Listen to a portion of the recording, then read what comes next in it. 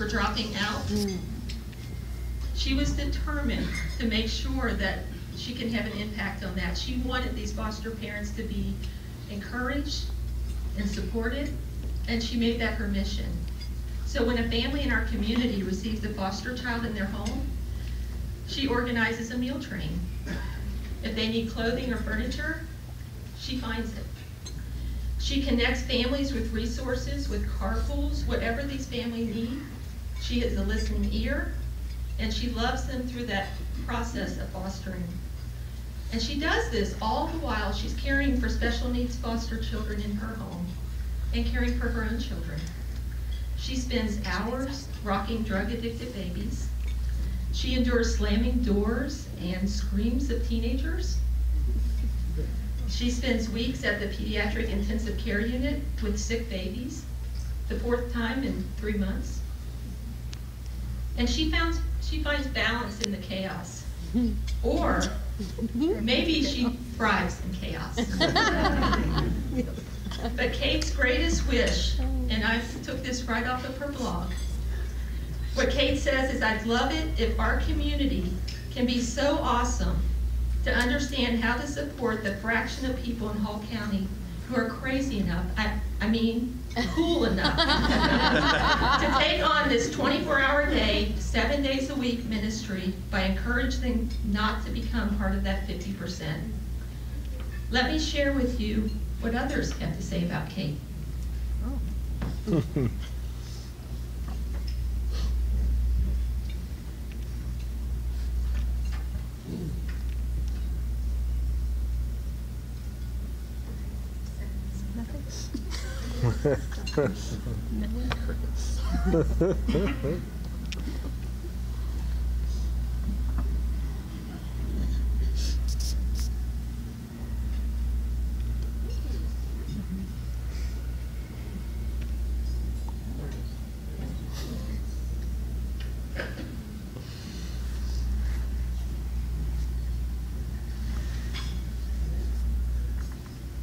I have known Kate for the past 3 years since I moved to Gainesville, and we met right after we had both come into foster care. Before she became an official foster parent, she and her husband Matt have a family friend who were in, I think, the family friend's part of defects and needed a safety resource, for their kids. And she and Matt instantly took on 2 teenage girls, and without any, support, financial support or other support. And I think Matt was in a new job, Kate was in school and in a new job, and 2 young children, and they just made it work and just were amazing.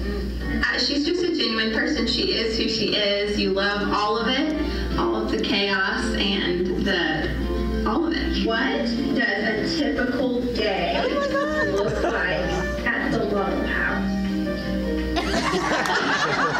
Day-to-day life for Kate is chaotic. She's running kids to school events. She's running the foster kiddos to medical visits and family visits and things like that. And on top of all that, she's supporting other foster families, setting up meals, meeting them at the foster closet to supply what they need for their incoming kiddos. Kate's foster kids are adorable and challenging and adorable some more. The little boy has a feeding tube that's challenging. It's just something that is ongoing, and you don't realize how hard stuff like that is, just those extra medical needs, until you're around it a lot. And it's a task. I'm glad we get to take care of them because they needed help, and if we didn't come there, then they would have been a whole different family. Kate has always had a place in her heart for kids with special needs. She had some in her home as she was growing up. Her grandmother cared for several kids with special needs. So I think that's always been on her radar. Then there's Matt coming in and caring for their 2 girls that are still at home. So, it's just brought a whole new dynamic, but it's something that neither Kate or Matt would change. They love these 2 extra kids. They are it's like they've been there forever. She has a genuine love of people and kids, and it shows. And she is very transparent. She's not one that's trying to be Superwoman and just say that it's seamless and that she never, that it's never, there are never bumps in the road. She is, I think that transparency and sincerity is the way that people relate so easily to her. My mom is awesome.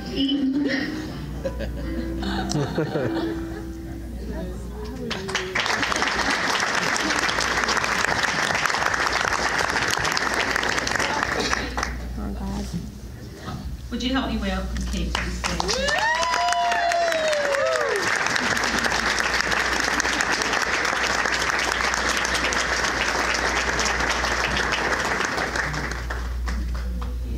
I can't believe my girls were, I have no idea that even happened. I mean, so obviously I'm a great parent.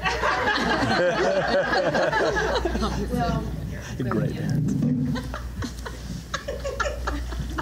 so I could do like the typical, and like thank everybody. Basically, that entire family or table right there is like my posse that helps to make it happen and all that. But we decided to do a little thing different. So put this right here just for a second. All right. I wrote a song for y'all.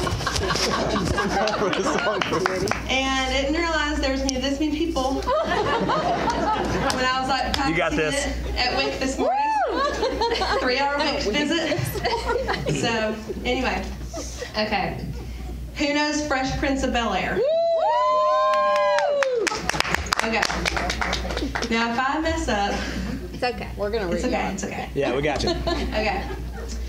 Now this is a story all about how my life got flipped, turned upside down, and I'd like to take a minute, just sit right there. I'd tell you how I became a mom in the world of foster care.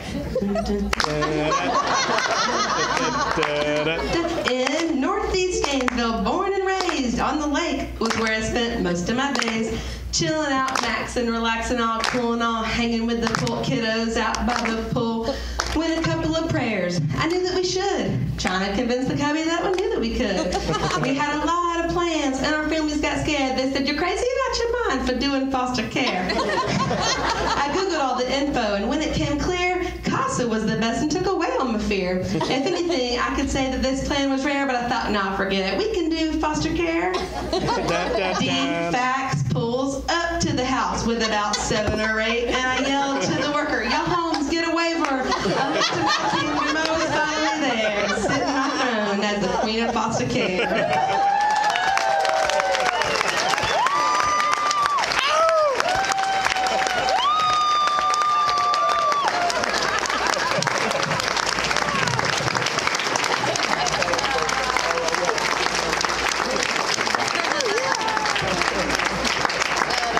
She's in all of us.